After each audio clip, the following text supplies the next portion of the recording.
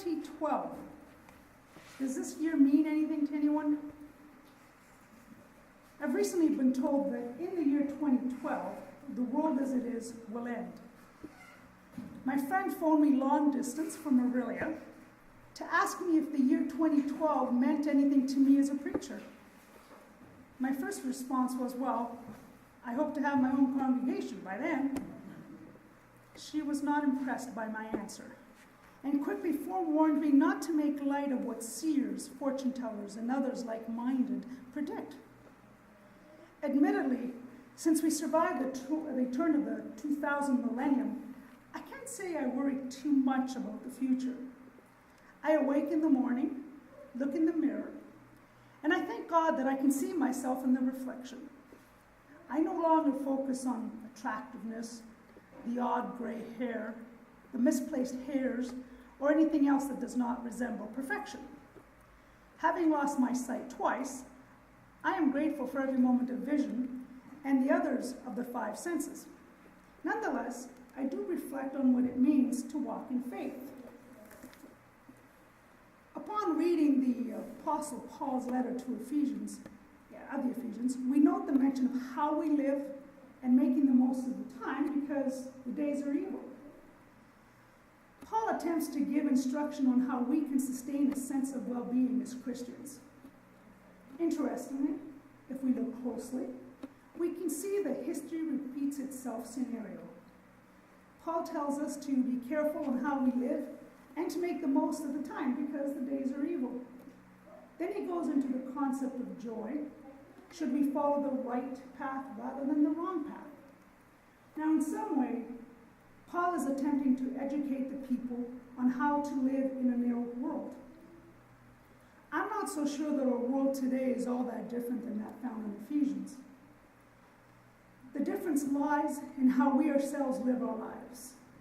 The decisions we make on simple everyday matters make a difference on what happens tomorrow.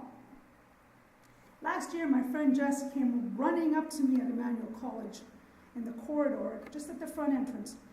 And short of breath, he was like huffing and puffing, and he told me how he almost got beat up by a group of hoodlums on the subway platform.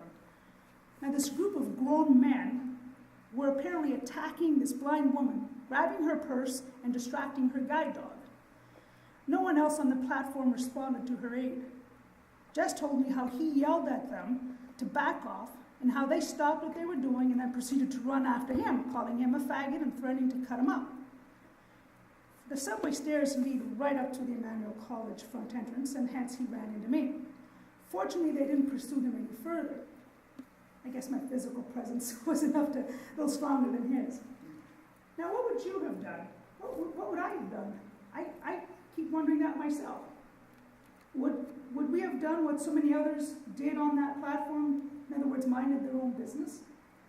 Or would we have risked our own well-being to help another human being? Fortunately, Jess's quick response attracted enough attention, and hence the woman was then safe. There are, of course, other situations where we are put in a position of decision-making, making choices between what is good and what is bad. The challenge, of course, is to decipher between the two. Now, a simple example, chocolate cake. Personally, I say yummy. Now, I choose the example of chocolate cake because it is one of those things that are much more difficult to decide whether or not it is good or bad. For a diabetic, it can be bad. For someone with a migraine, it can be very good. Now, if we take chocolate cake and say, turn it into a fancy BMW, what do we have to do to attain enough wealth to afford a more expensive vehicle? How much time do we waste acquiring material things? Do we perform immoral or illegal acts to attain such material things? Paul's comments really focus on us being more diligent on the use of our time and thinking ahead, thinking about the future. In many ways, it is not about what is good or bad, but instead it is about balance. It is about the desire to follow God because nothing else matters. The point of Paul's writing is to focus on what matters, and again, that is how to manage time and how we make choices when walking our paths and following life's journeys. We all struggle to do the right thing. Sometimes the struggle is trying to figure out what the right thing is. Making the right choices falls under an umbrella of trusting God's Spirit. Doing so results in us living good lives. Overall, it's important to ask ourselves, what more can we do? And why not take the time to pray and meditate in daily worship to God? The regular practice of prayer shapes us into beholden petitioners, more compassionate intercessors, more active participants in the threefold relationship among God, the world, and the church.